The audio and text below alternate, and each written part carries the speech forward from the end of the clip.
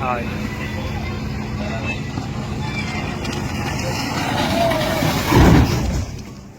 एक तेज रफ्तार बेकाबू स्पीड बोट अपने एक टक्कर से कई घरों में मातम पसार सकती है।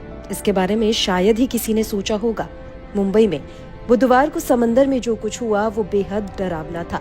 देखते ही देखते आंखों के सामने ही कई लोग समंदर की तेज लहरों के बीच लापता से होने लगे।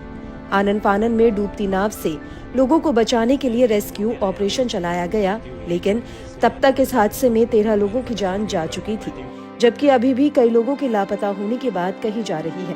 प्रत्यक्षदर्शियों की जुबानी, पीड़ितों और वीडियो से जो जानकारी सामने आई है वो रूह कपा देने वाली है।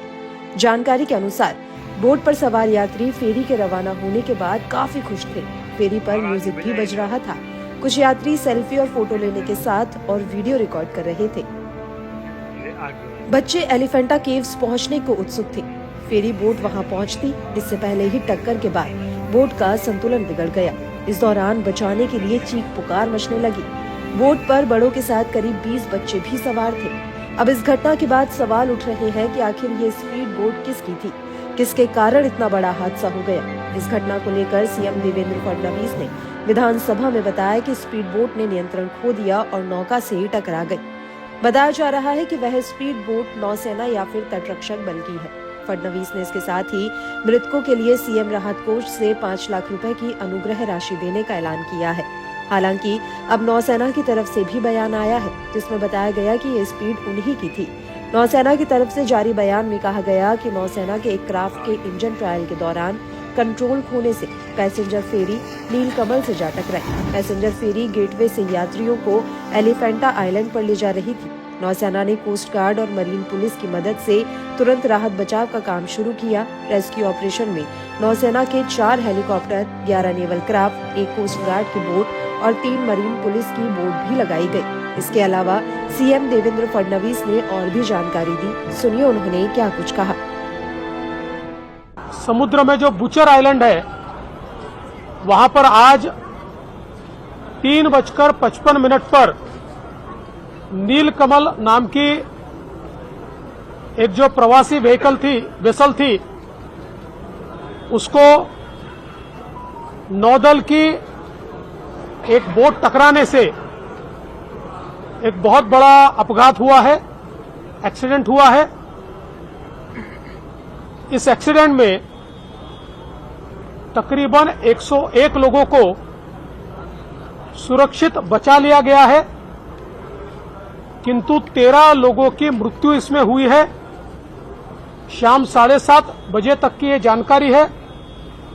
इन 13 लोगों में 10 सिविलियंस है और 3 नेवी के लोग हैं जिनकी मृत्यु हुई है।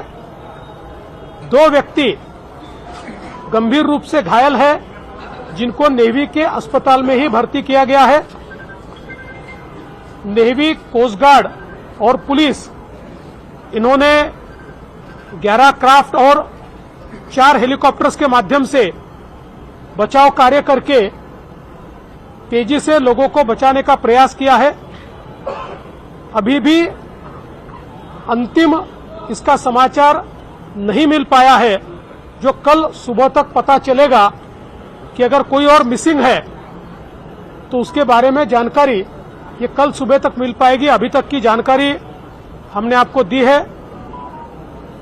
जो जिन लोगों की मृत्यु हुई है उनको सीएम रिलीफ फंड से 5 लाख रुपए दिए जाएंगे और ये जो पूरी घटना है, इस घटना की तफ्तीश ये पुलिस भी करेगी और नेवी भी करेगी। वहीं इस हादसे में बचे लोगों ने जो कहानियां सुनाई उन्हें सुन हर कोई सहम गया है। बेंगलुरु से घूमने आए एक शख्स ने बताया कि वे अपने 2 सहयोगियों और मुंबई में रहने वाले अपने साले के साथ बेंगलुरु से घूमने आए थे। वे भी एलिफेंटा केव्स से जा रहे थे। उन्होंने बताया कि कैसे घबराए हुए यात्रियों ने जल्दी जल्दी लाइफ जैकेट पहनी और फिर फेरी डूबने से पहले ही पानी में कूद गए। उन्होंने ये भी बताया कि उस वक्त वे फेरी के निचले डेक पर थे। उन्होंने बताया कि उन्हें और उनके साले को तो बचा लिया गया, लेकिन उनके 2 सहयोगियों के बारे में उन्हें कोई जानकारी नहीं। एक बोर्ड आई जिसमें 8, 9, 4, 5, 6, 7 लोग को घुमाने वाली बोर्ड होती है ना, वो वाली बोर्ड आई थी। तो बोट अपना उधर मस्ती कर रहा था, घुमा रहा था, फिरा रहा था। तो हम लोग सब देख के उसका भी रील बना रहे थे, वीडियो बना रहे थे। तो उसने अचानक उधर से घुमा फिरा के लाके फिर हमारे बोट के अंदर टक्कर मार दिया। तो बोट के अंदर टक्कर मारा तो उसके पैसेंजर लोग जो बैठे थे उसपे की एक पैसेंजर लोग जिसके बैठे हुए थे उसपे की एक बॉडी हमारे ऊपर आके हमारे इधर गिर गया, हमारे बोट पे। तो हम लोग को लगा कि हमारा बोट सेफ है। उसके लोग इधर आए, अगर लगने से कुछ हुआ नहीं ऐसा लगा सबको कि कुछ नहीं हुआ है। कुछ टाइम आगे जाने के बाद बोट धीरे धीरे नीचे जाने लगी।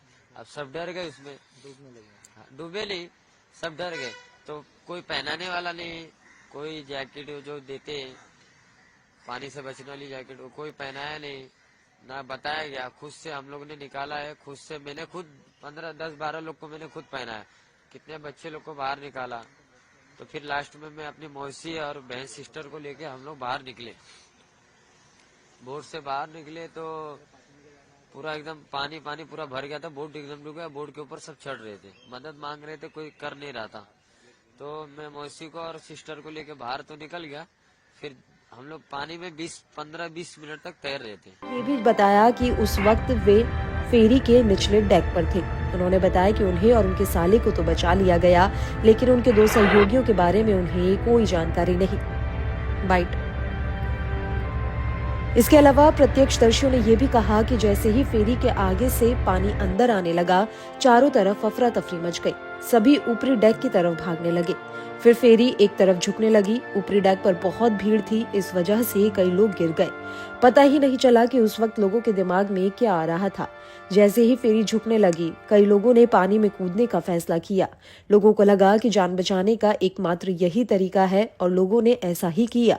करीब आधे घंटे तक लोग समुद्र में ही तैरते रहे, उसके बाद मदद मिल सकी।